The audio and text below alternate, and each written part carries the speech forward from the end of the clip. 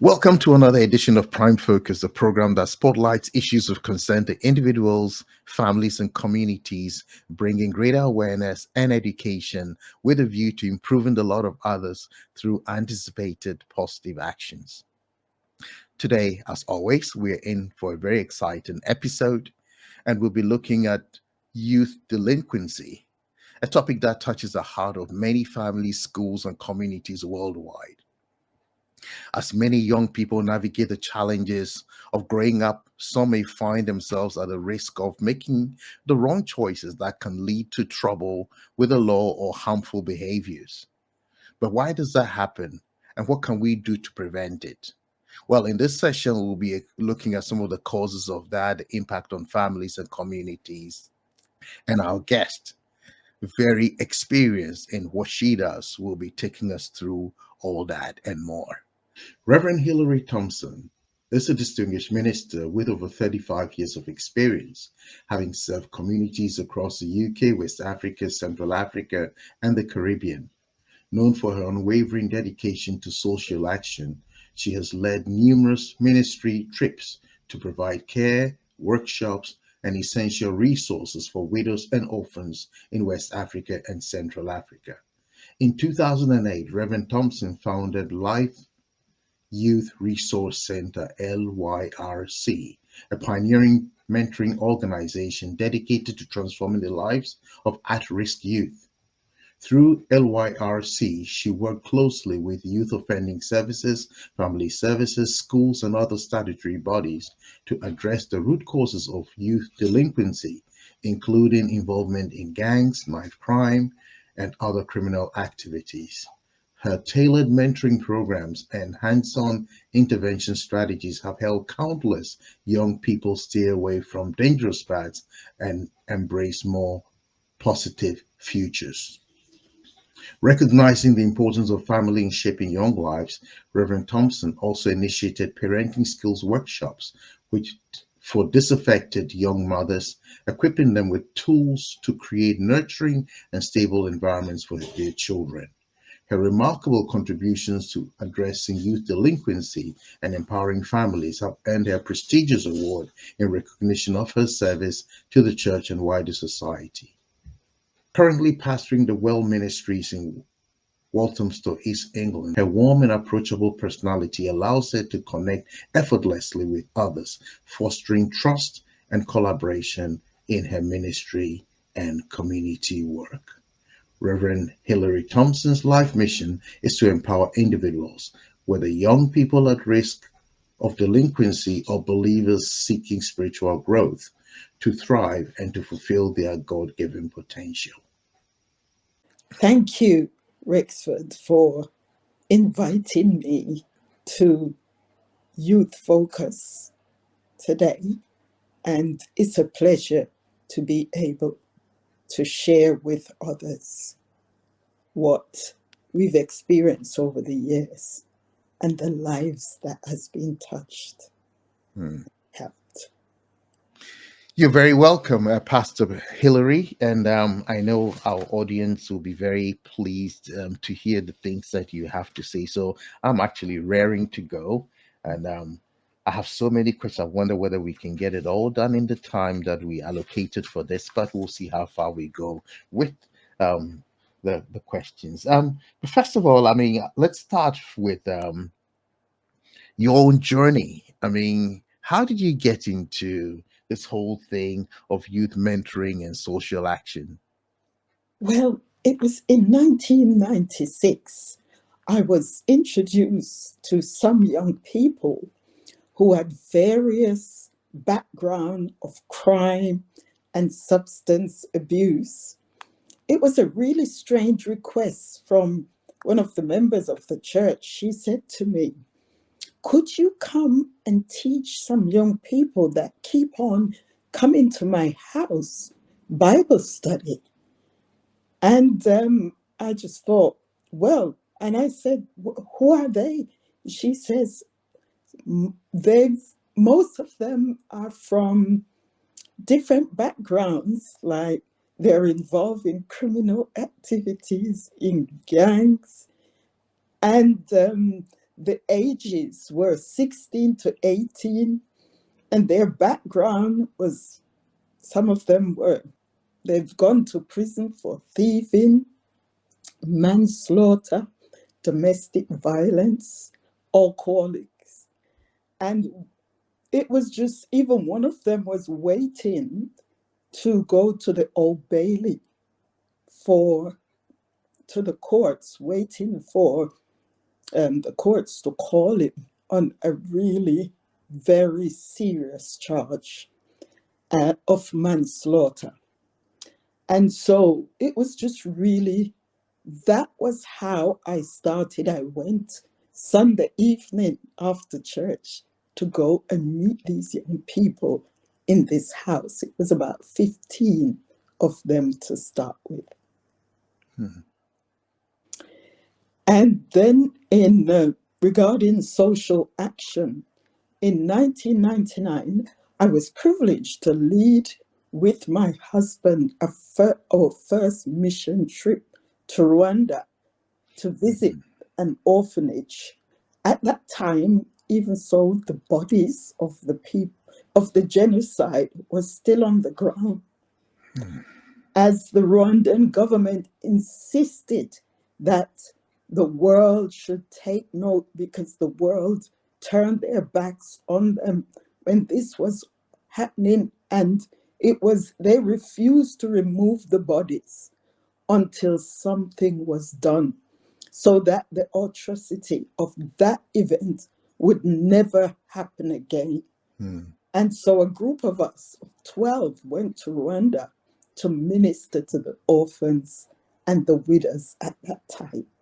Then in 2008, I was again mobilized, and I say mobilized by the Holy Spirit, to go into and field to work with statutory bodies to help solve the problem of gang problems.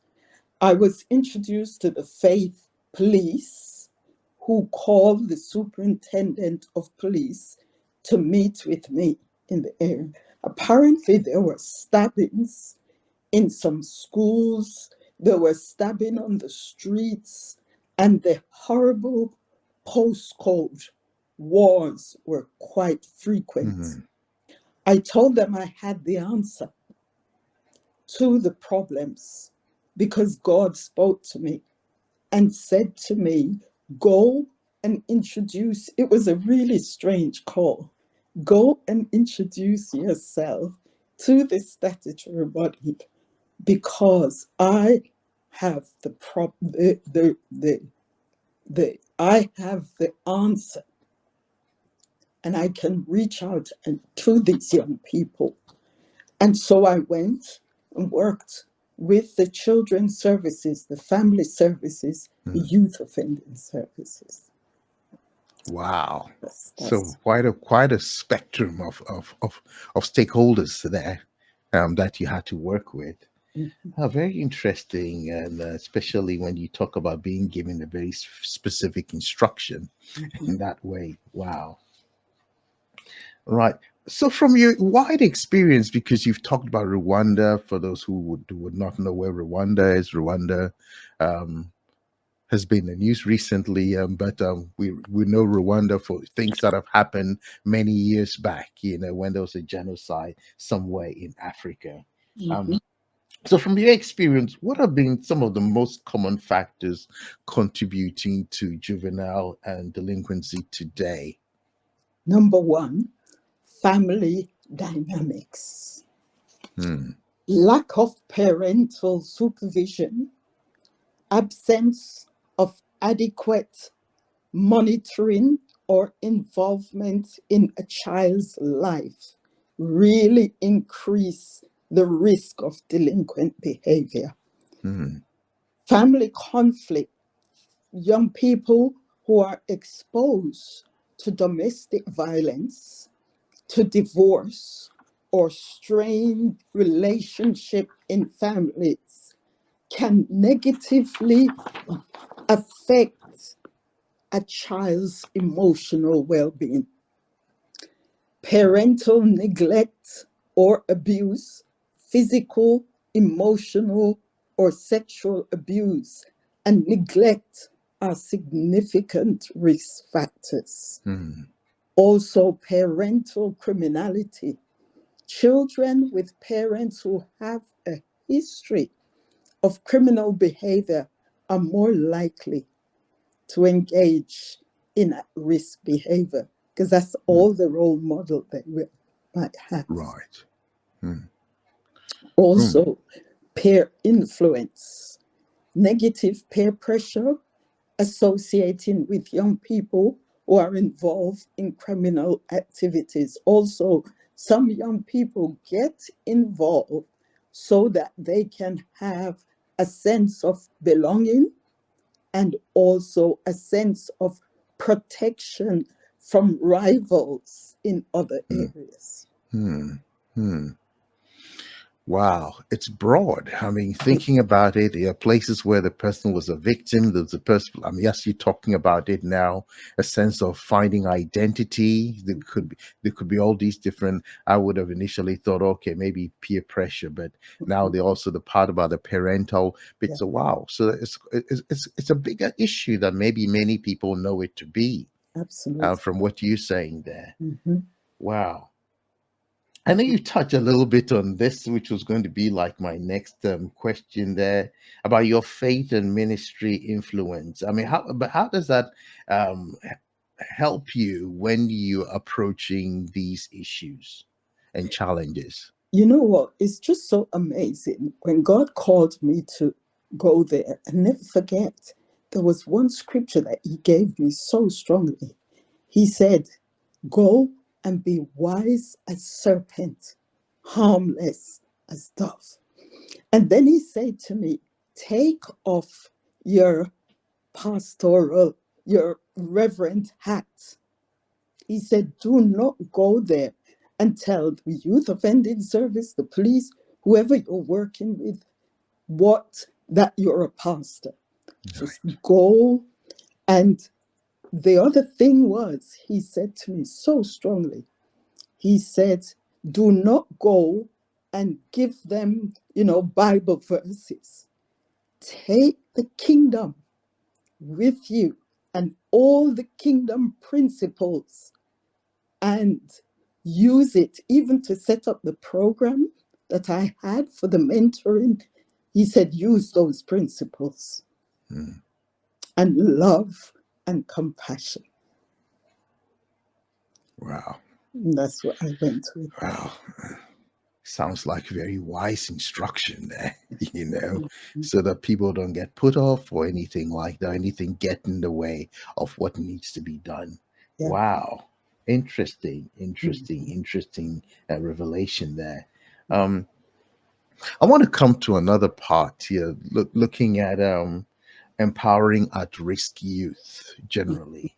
Mhm. And I think at the end of the day, we want to see how we can help these youths. So, what are some practical ways to identify, first of all, at-risk youth before they fall into delinquency? Mhm.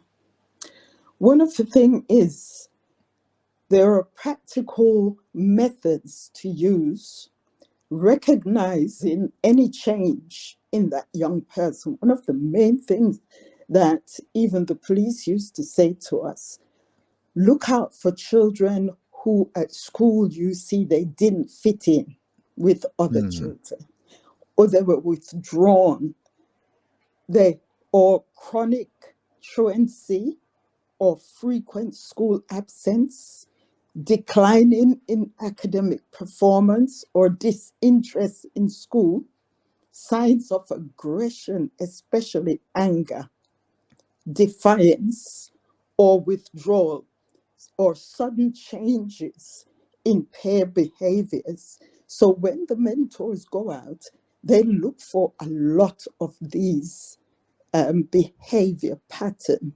We could tell when that child had domestic violence at school. We could tell when that child was on the computer all night, looking at gang, because they use a different language. We could tell when the young person was couldn't function in school anymore because they didn't sleep in the night or they were hanging out with the wrong group. So we use the teachers use also school-based tools because we had to work very closely with the teachers. So early warning systems like tools that track attendance, grades, and disciplinary actions to identify students who are at risk. And so this was one of the things that helped us. We had to sit with most of the time the school teachers and ask them how the children were behaving in the school environment. And then we use different tools to find out what they were involved in, because if they're in gangs, they won't tell you. Okay. Wow. And so mentoring and skill building help to prevent young people from engaging in criminal activities. Let's come to another point. I mean, you've made some very key points there, and it's vast. I mean, the telltale signs could be so many. So if you put one and two, maybe one could be isolated, but when you start putting 2, 3, 4 together, it should be able to tell you something is happening here. Absolutely. Yeah. Wow. Yeah. Let's looking at maybe from the viewpoint of like mentoring now. How do mentoring and skill building help prevent young people from engaging in criminal activities? Have you had any success stories? I presume you have. Mentorship and skill building programs are highly effective in guiding at-risk youth toward positive pathways. I could say like 2 aspects of stories. There was this young man at school, one of the secondary schools, and we were called by the school to bring one of our mentors to sit with him, had to sit with him in the classroom beside him all through the lessons. And he hated school. He would just be so disruptive. But I received a letter after he left the mentoring after 5 years. I received a letter from him to say, thank you for mentoring me and help me through the difficult time in school and at home. Because of the support I received from my mentor, even though I hated school, I have now completed my course in politics at university. And I am now an assistant to the Member of Parliament in my area. That brought so much tears to my eyes. And then, as I said, I started the first in 1994 with the young people on the streets.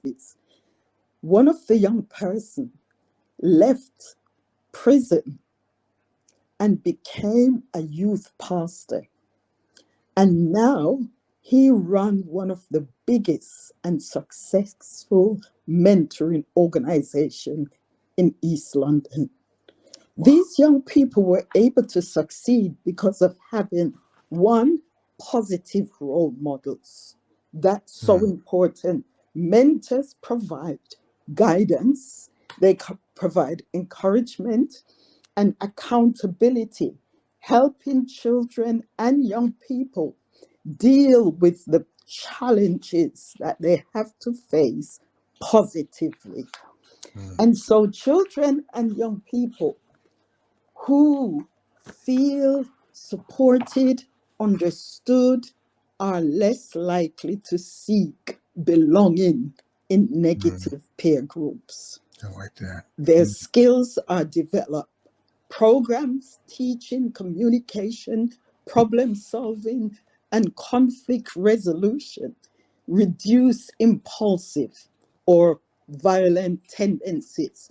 So we also develop vocational training and job readiness programs, emotional support they receive from their mentors that can provide a safe space for them to discuss what they're emotionally struggling with. And that reduce the risk of acting out because they Mm. act out in school. We will receive calls sometimes from school that John is turning the classroom upside down. They throw chairs, tables. So can the mentor come over, please? And so the emotional support. And the schools, we work very much with the schools in early intervention programs. As I said, we work with teachers. We carry out extracurriculum activities, those who can't sit in the classroom for long, Mm. community organization, after school program. It was since I was writing this, I realized how many things we did to keep Mm. the youngsters, to help them, Awesome. to support them. We did also family support group because it's no point we mentor the youngsters outside. They need to go home. And Mm. so we also had to mentor the parents. Wow. You touched on a couple of important things. So one thing that stood out for me was talking about safe spaces. Yeah. And I think it allows people to open up, to begin to trust and things like that. So it's good that people like you and other organizations around do those sort of things. Mhm. Yeah. Mm. Um, it's great to hear about the mentoring and all the family support and all. What about like schools? What role do schools and community organizations play in empowering young people? And are they working together? Can they work together better? Yes, we were very careful to work with them. And for the schools, we had once a month session with the teachers and with the young people that we were working with. And we received feedback from the teachers and from ourselves to say, this is what's needed more for this young child. And so we always had that. The Mm. other thing is, we also, the mentors, or we provide like, like it's extra curriculum that we take them away from school and where we communicate with them in a different way, so that again, it's that real aspect of working together with the Mm. school, with the teachers, community organizations. What we actually did, we rented a hall on a Monday night and set up after school club, and that was highly successful Mm. because we did tutoring. We get the youngsters to do to develop their self-esteem, and they also had kingdom teaching Oh, principles to go back nice. home with. And so yes, that was the way that we work with the school and Mm. in the community. And we also work with the different, like the youth offending service, also to provide. They would refer young people to us, and between them and the police. And then I had to have meetings with the youth offending service, safer community board, and the police Mm. um, every month to Okay. dialogue and to see how it was being effective. Mm. Right. Great stuff. Good work that seems to be done there. And it's nice to see that the young people engage, even Yes, if they were not engaging in school. I'm also pleased, though, that he had these meetings with school so that the strategies are not just being used out of school, but also in the school environment to encourage them to go to school as yeah, well. Yeah, yeah. great. Let's come back to something we've touched on before, but I just want to pick up a little bit more on that area. I guess even though from what you said, your instruction was not to go and tell them what your title is, um, because you serve in that capacity and that dimension as well. I thought I would just throw a few questions in that area relating to faith and social action as well. So more to see what kind of interaction there is, because somebody say, oh well, this is a social problem or this is a family problem and all that, but could there be other dimensions to it? So how can faith-based initiatives complement secular programs in addressing youth delinquency? You know what? One of my really interested answer was last year I was privileged to go to Rwanda. That was after 1999. Wow. I just sensed God saying to me, I want you to go to Rwanda to show you something. Now, two of the people that went with me on the first trip, they were going every year after that to help the widows and the orphans through. And we also send finance, we send resources, all for 20 years. And then after 20 years, I went back last year. And I remember saying to them, can you take me to the orphanage that we went to in 1999? They said to me, sister, there's no more orphanage. I said, what do you mean there's no more orphanage?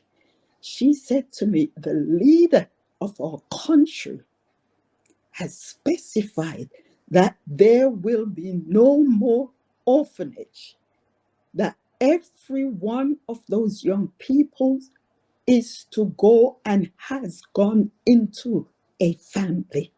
Wow.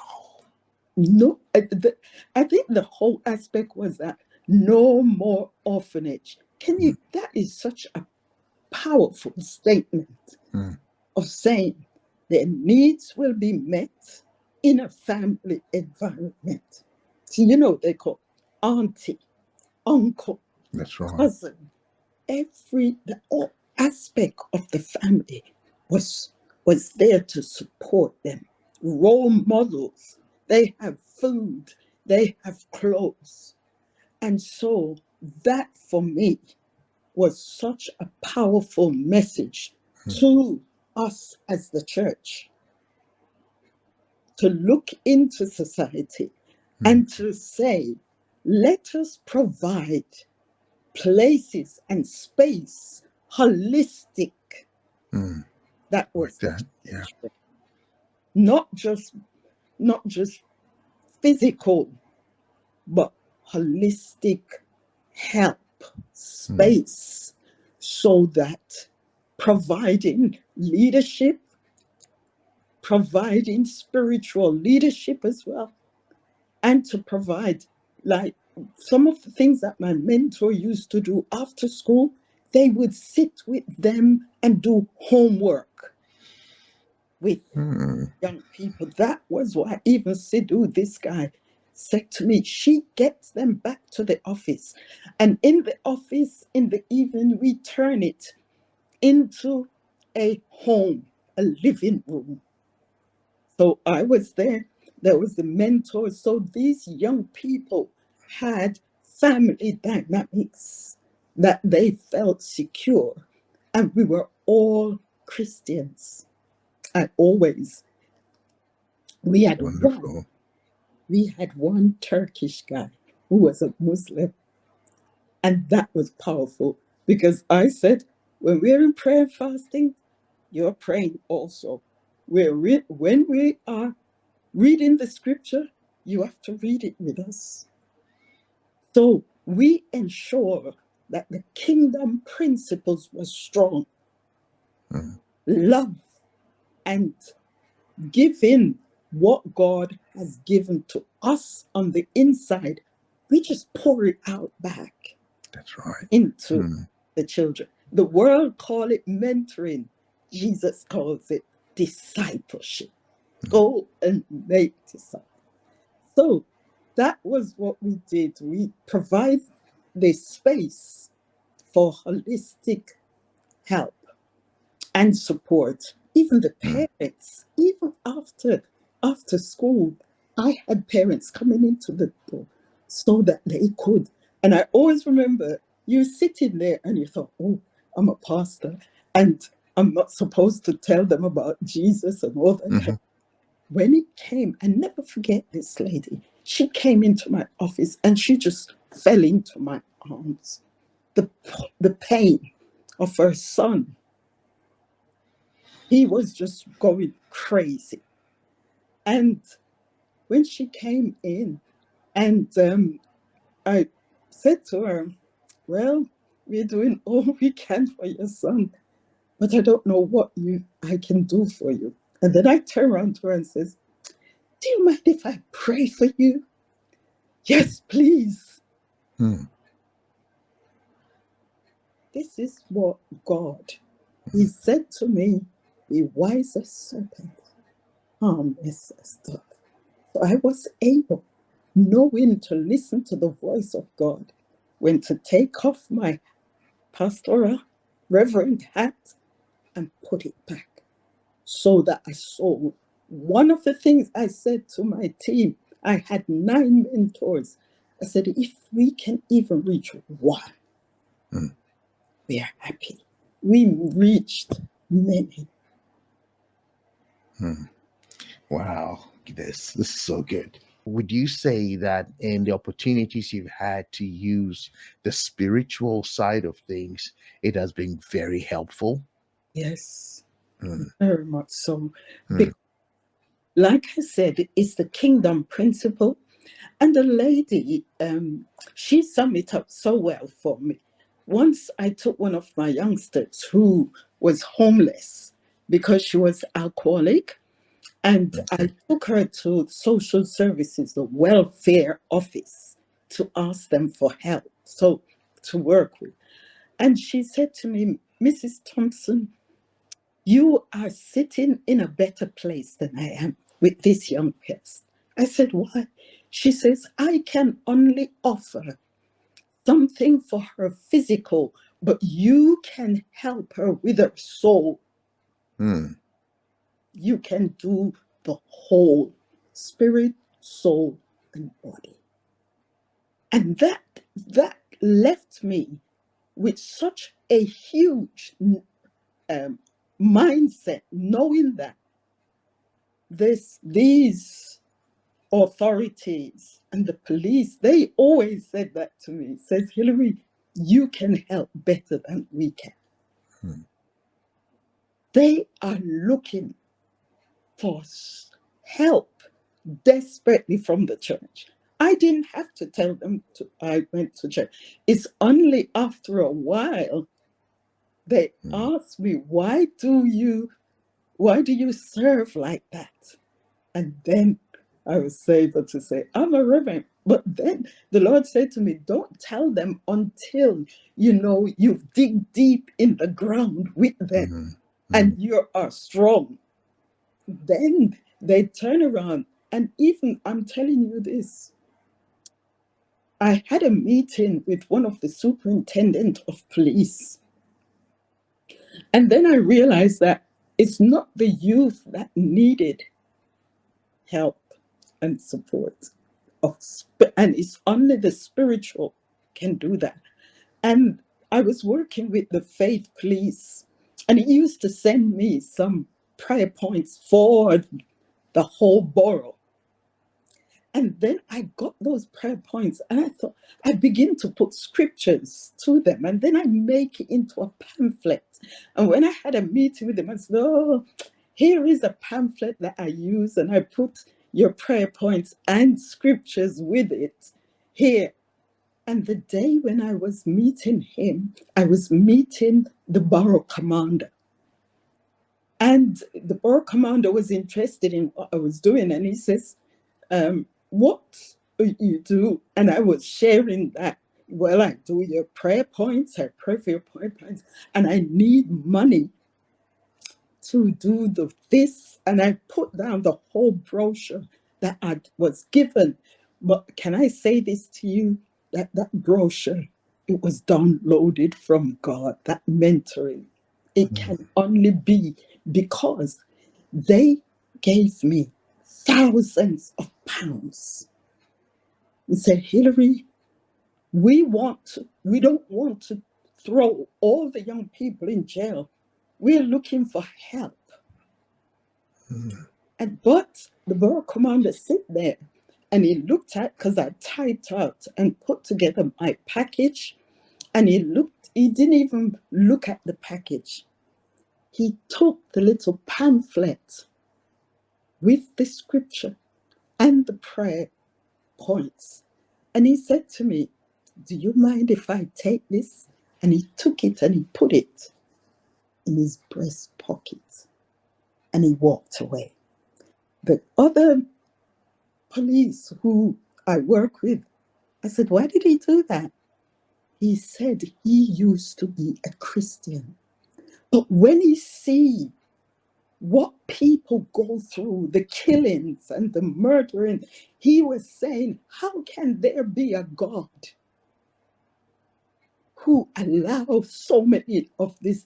He said, the police said to me, he's lost faith because he see the depravity of and the darkness of killings and going and seeing people sin what sin has done. And he said, and you know what? I said, if that was what I had to do for that man to hear God's voice again, I don't know what the end, but this is what I'm saying. Yeah. When you sit and you listen, you come back and you realize that after all, so many needs are out there. And a lot of these leaders, local authority, gatekeepers who makes decision on our behalf, make decision on the youngsters' behalf, they haven't got the answer unless they're a child of God. And so, Rexford, that's the difference. The difference is the kingdom of God. And walking out the kingdom. All God said to me, go and give the kingdom principles. Give the principles of the kingdom and people will have hope. And that's how I answer that question. Beautiful. Beautiful. For anybody who is watching this video later and just wondering, as she said, give the faith angle, the spiritual angle, a chance as well. Whether you're a parent, an educator, community leader, or you're a young person yourself facing one issue or other, give that channel an opportunity. Right. Let's come to parenting. That you've been a parent to many people, many kids from Rwanda to UK to other places as well. So, and obviously your pastoral role, you parent many other people apart from young people. So, but looking at advice for maybe parents, what warning signs should parents watch out for that a child is heading in delinquent behavior? I know we touched on that, but as a parent, not just what advice, but what else can they do maybe to help maybe a child that they notice is heading in that direction? One of the things is what we found that was so important is that, like, substance misuse, that's only the fruit. Hmm. Alcoholism is only the fruit of what's really going on in that person's mind. So for a parents, is we look for, we used to say to the parents, look for if that child becomes withdrawn, if they don't sleep at night, go into their rooms. Don't be afraid to go into their rooms, even when they're at school, and observe and look under the bed, look everywhere. It's not that when that child come in, you can stand at the door and say, oh, but you observe, you participate in what's going on in that child's life. If you can, because one of the things we realized was there was this child who was going mental, and we couldn't understand, and the parents didn't know. It was the mentor that used to go and visit, and how the child spoke, we begin to pick up that the child. And so we investigated, because that child didn't go out on the street, but he was in his room on his computer. Hmm. So then also one of the things we had to do was to put on parental guards on the computers and show the parents how to use the computer, because the children know they That's don't, right. Yes. they can, that's their world. So we picked up this boy. He was going mental because he was he wanted to be a wannabe gang member, and he was feeding on the filth. If you hear some of the stuff that the gangs write, and those lyrics are sending him crazy. Not only that, he was smoking drugs. They get it to him, and there are ways that they get it to. One of the ways that they get it to them was that gang member could come and put the drugs under the bin outside. And so those were the things we have to tell the parents, go and look under the bin before the child get up in the morning. And the computer and the mobile. Hmm. Oh my goodness. We, when we took the kids out, we used to strip them of the mobile and put it in, in a bag and say, you're not getting that until we finish the session. So those things the parents look out for. Do not be afraid to go into their room and see what literature they're using, what they're on their phones, what computer things they're listening to. Be alert. Be Hmm. communicate. I remember the police used to say to us, communication is key. And Hmm. even when they begin to be rude, all of those things, there, some of them are signs. Hmm. And if they're withdrawn and they don't talk a lot and they don't smile, for some reason, when they're in gangs and doing all those things, their joy is not there Hmm. anymore. And so it's all of those things. If they can't fit into school, if they're late from school, if they stay out late at night, especially on weekend, it's very likely that they're in the wrong crowds. And so Hmm. it's that to communicate, Hmm. show them love. Wow. Wow. Very, very good advice for parents there. Very good advice. Yes. Um, you mentioned support groups that you had, and so in your parenting workshops, I mean, was this the kind of advice you gave? And what about things like setting boundaries for children? setting boundaries old-fashioned, or are they important? And how can they foster more positive relationships with your children? Because at the end of the day, I would say, in my limited way, that it all starts from the home. Exactly. Mm, That is so, so important. And that's why we said that. I said that when we're working with the children, we make sure we work with the families, the mm, parents.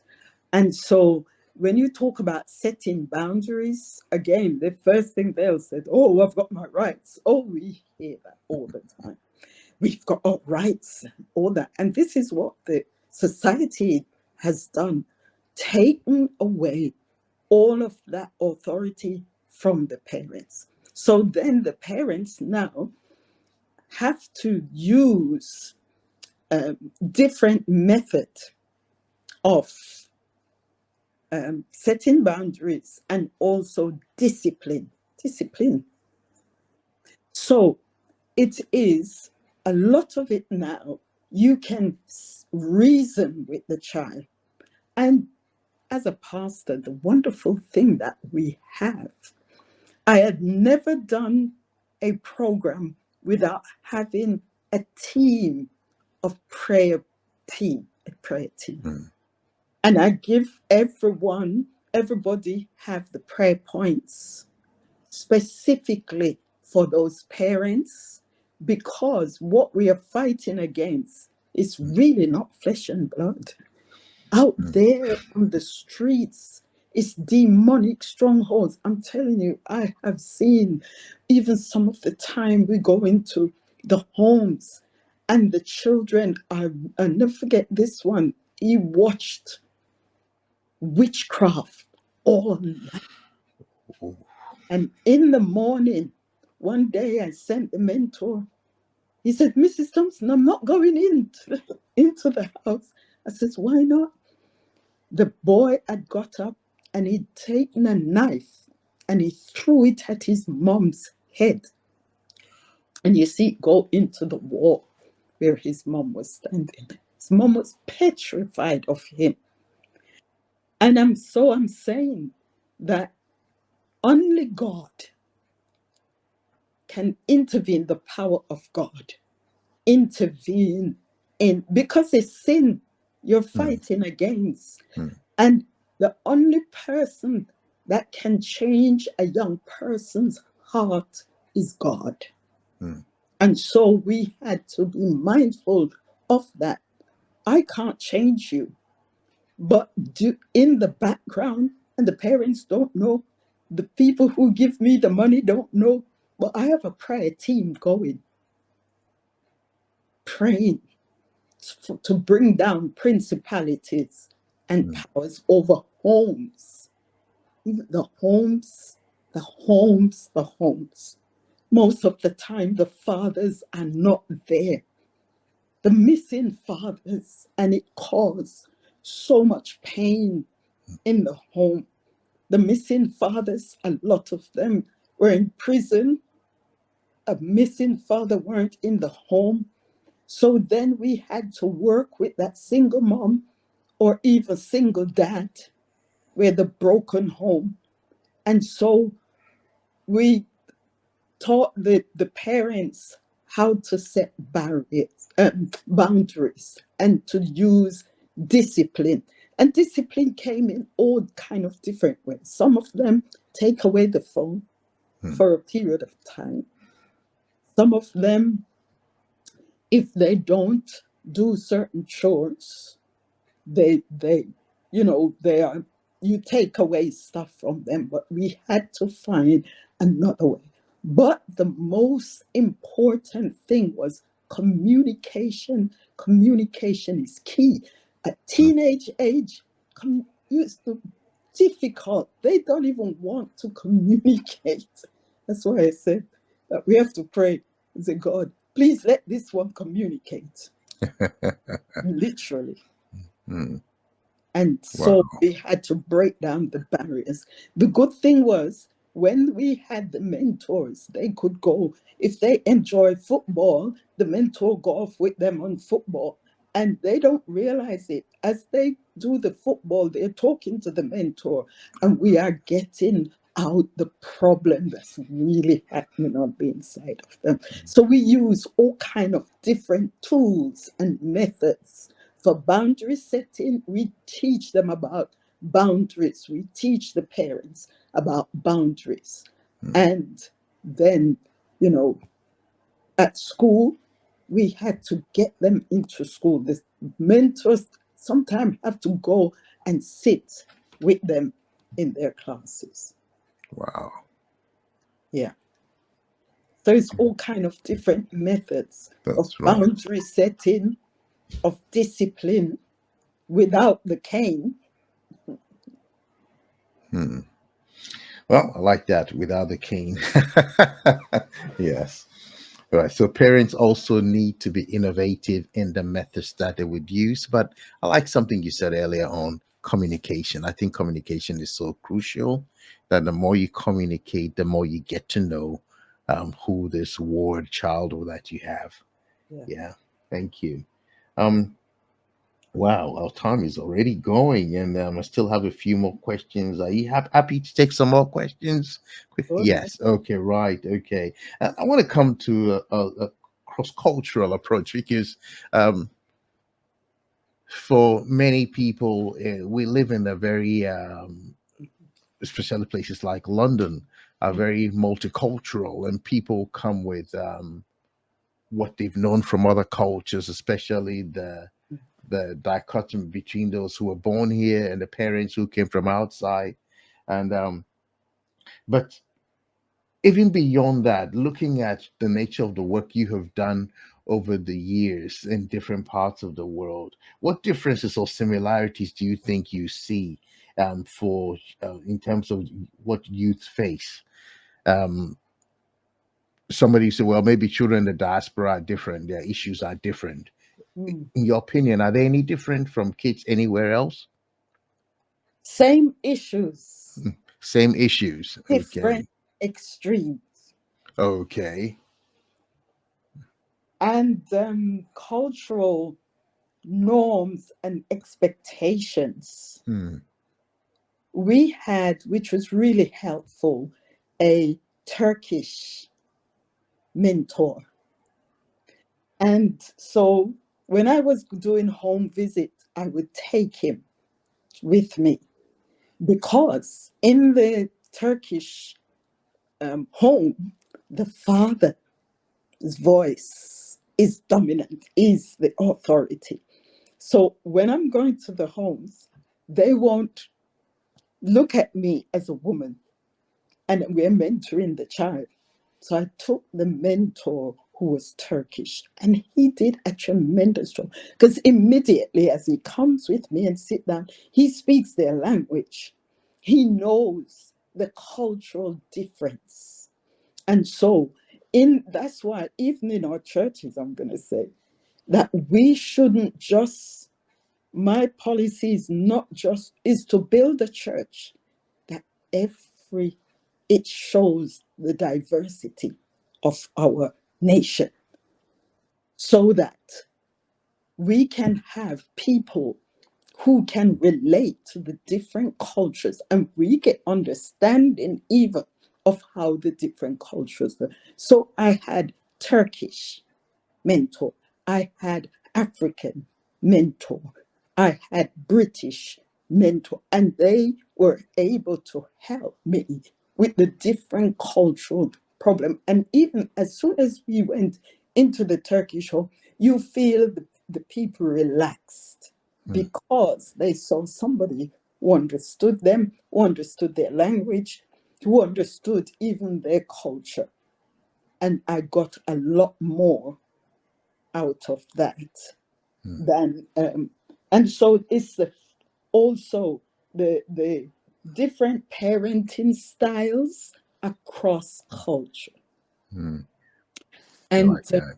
yeah, different parenting and the even the family dynamics within some culture is just so awesome.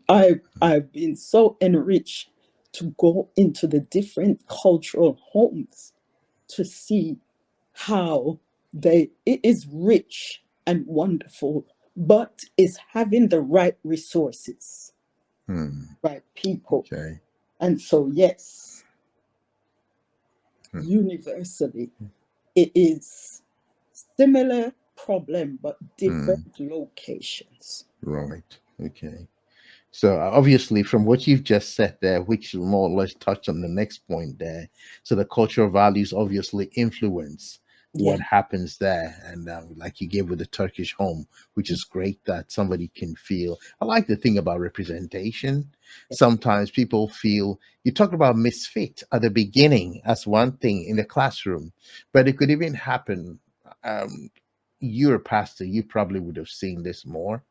Um, I may not know personal stories directly, but even in places like churches and faith communities, somebody can be raised there and still end up the wrong way with good parental heritage and all that stuff.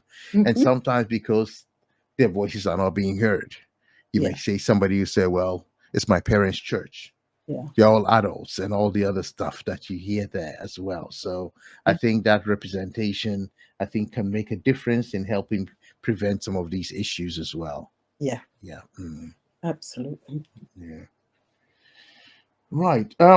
If there was one lesson, two lessons from your international ministry work that could be applied universally, what would they be? I mean, presumably there'll be people who would watch this who are not just based in the UK, but are in other places as well. I mean, what lessons have you learned from your ministry abroad that you think can help young people everywhere? I think it's the most thing is shared visions and goals, Hmm. sharing,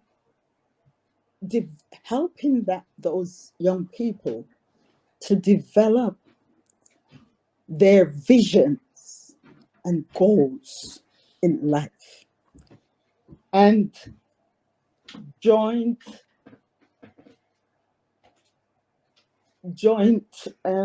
programs and initiatives, Hmm. and ongoing training and education, Okay.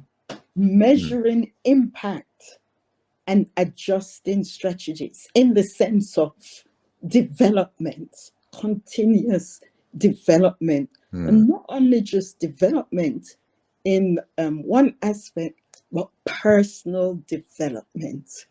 And it shows that you're interested in the person. Hmm. Go beyond their history Yeah. and where they're at right now and what they can achieve. We had when we do a referral, one of the thing was we never stick with the referral history that social services brought to us. What Hmm. we did was put that aside and pull out a new page for that person.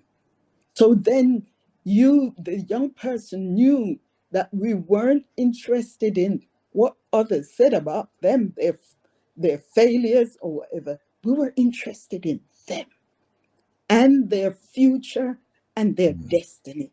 And we worked on that. We worked on their strength. Okay, that was where you failed. And this is what we should see people as God sees Hmm. them.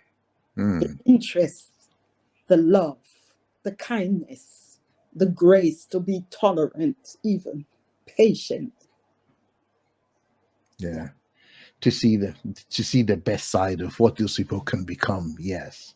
What can be done to help maybe in terms of collaboration, and I'll tie that in with the next point as well, which you mentioned before, safe spaces and Mm, opportunities, because sometimes some of these things happen because no opportunities. yeah. School, well, maybe they didn't take school serious, so they dropped out of school. That can hinder children. I think sometimes they don't hear that enough, that education is still important.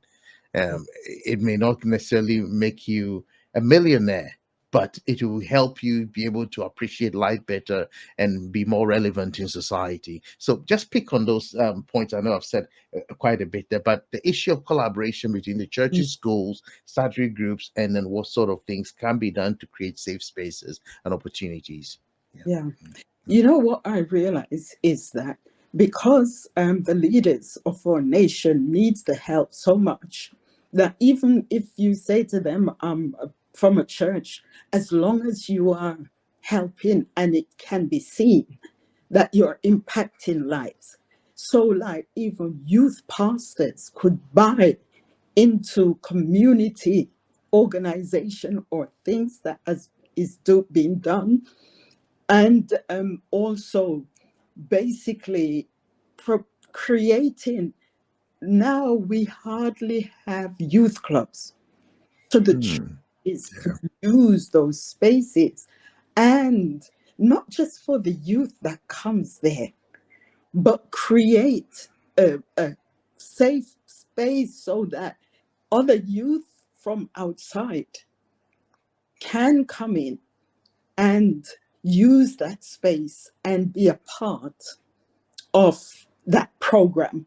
And so it's us buying into and even going to sit with professionals in the community to say, I can help to do that, Hmm. or I can offer that service. So it's literally combining and working together, Hmm. networking with local authority. I had to work with the community safer board, is called, with sit on panels, and so that my voice could be heard Hmm. of the service that I was offering. And I'm saying to them, it's for the school, it's for local authority, it doesn't matter. I know who I am and what I can offer, and not be afraid Hmm. that they're gonna do, Hmm. in fact, they need me more than I need them. That's what I realized. Hmm. Sitting together with the police, with local authority, the education department, I sit there and I thought, oh God, these people need us, the church, more than we can. Hmm. Wow. Well, I hope some churches would get to hear some of this, and maybe other faith communities, and give the help that people actually need. Can I say, Right. can I just butt in here Yes, too? go in. Yes, please. It's amazing you're asking, that question, because I remember every month we used to have a meeting, and the police used to um, lead it, and they would invite the rabbis, the mosque people, the Christians, the pastors. And I always remember one of them, he said to me, Hillary, you guys said you have the answer. Why are you in the background so much? We need your help Hmm.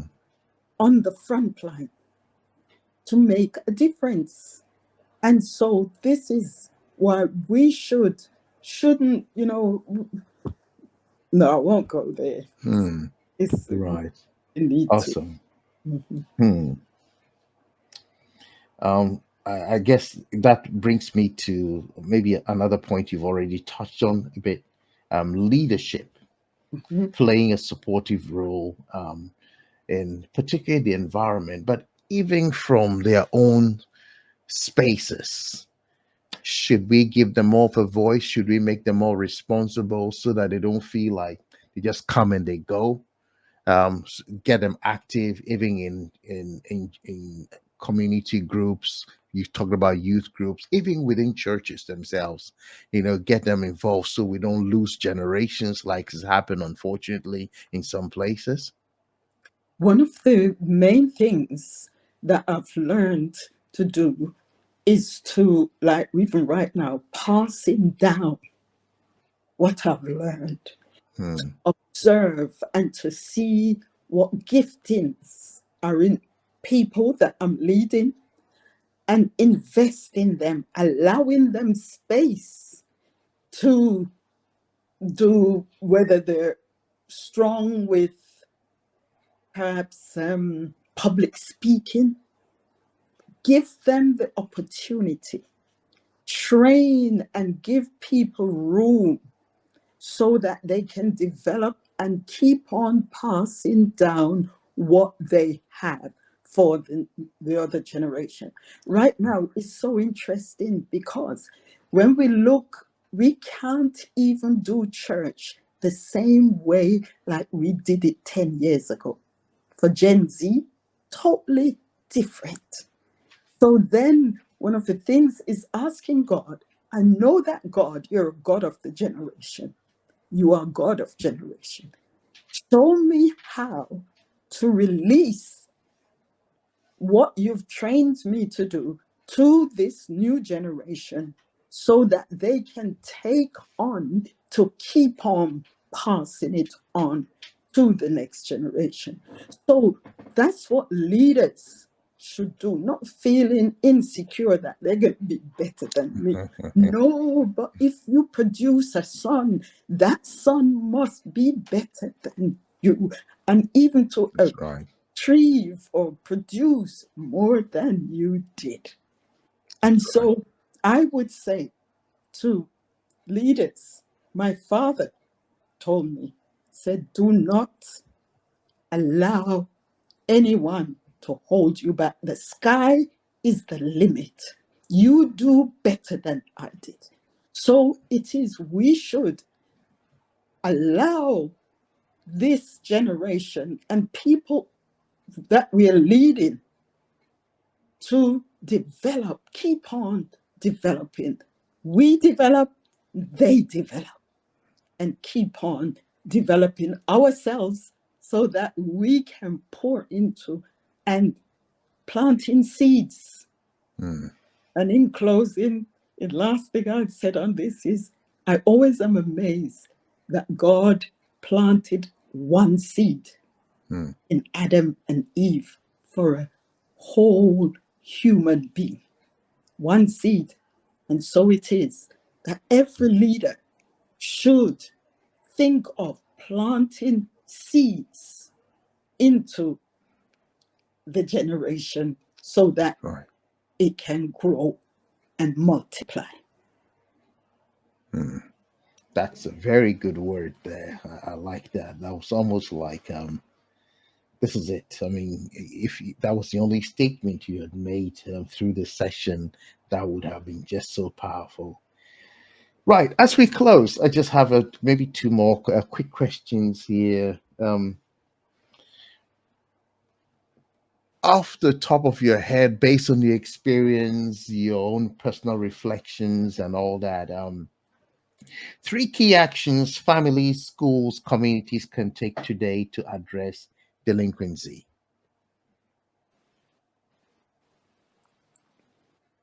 What would you say?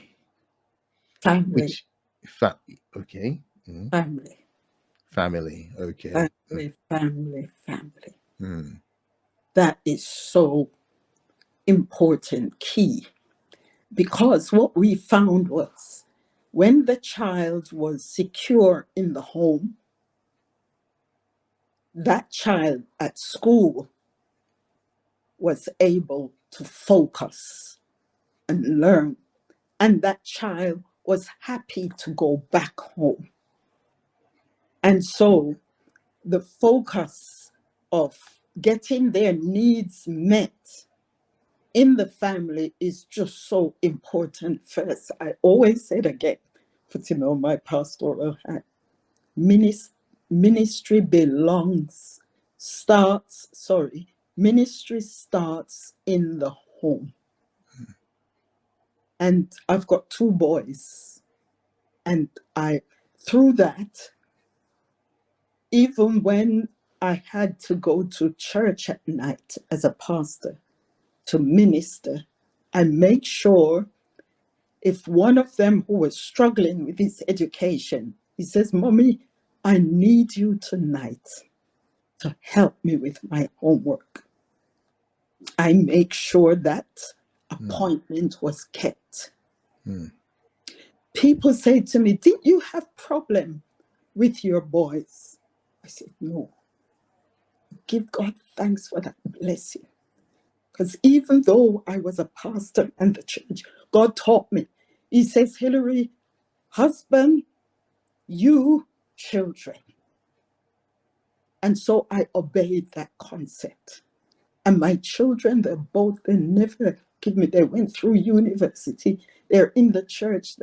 Now, I give God thanks for that. I see the power of family life. And I tried to carry it through and see the reward and the result. Those boys, they feel secure. Yeah. They enjoy life. And now they have their own family. Oh, wonderful. So, Wow. Awesome. because family then will impact school, whatever is done in the home. That's right. Goes out. And community. The power of a family impacts and make a powerful community. So family, sir. Okay. I like that. Family, family, family. Wow. Wow. Right. How can somebody say, well, I don't have a family, I'm all alone, or whatever? How can just any audience viewer help somebody at risk? When I was going to start my organization, that was the main thing that came, that Hillary developed a team that will be an auntie, an uncle. Yeah. And so the mentors was that family. So outside, a lot of them, they didn't, some of them didn't, they were in foster homes. So there was no parents. But we became and the church that's why God gave the church for that broken part of society to be that substance. And so even in isolation, or those who feel orphanage, like orphans, no, we become their family and help to meet the needs of a family. Yes. Awesome. Yeah, that's a very good answer. And obviously the challenge has been thrown out there. If you're watching and you can help to do something, especially maybe you are in a faith-based organization, there's so much that you can do to mend broken hearts and give people a sense of hope and destiny as well. Absolutely. Right. Your final thoughts here. What final message of hope and encouragement would you like to share with families and any young person who will watch this? I would basically I absolutely love young people. And so I would say, like, even right now, I mentor young people who are, from 15. And it's basically saying, if they just reach out, the young person can reach out to an adult where they feel safe with. My young person, that I don't see her often, but she will send me a WhatsApp. Auntie, I'm reaching out. Whenever she says that, I just drop everything and reach out to her. She's in tears, whatever, challenges. And so that's it, is the young person doesn't matter. You can reach out to somebody who you trust. And secondly, to family, there is hope. Just love. And you can, again, reaching out to somebody who can just walk with you. Never forget this. I was in such a dire state. And my mentor, he said to me, because I have mentored too, and he said to me, Hillary, I will walk with you. Did you get that? Yeah. Somebody who will walk the journey with you. The journey of life is bitter. two tracks, bitter and sweet. But God, and there's always somebody who will help you. Find someone who will hang out with you and come alongside of you and love you. Thank you. Awesome. Awesome. So well said, Pastor Hillary. Thank you so, so much for that. And audience, don't just watch this. You may not have this issue of juvenile delinquency, but you probably know somebody, your neighbor, somebody in your school, some family friend, some distant relative, some work colleague's child. Share this with them. Be a blessing. Let's make the world a better place. Thank you.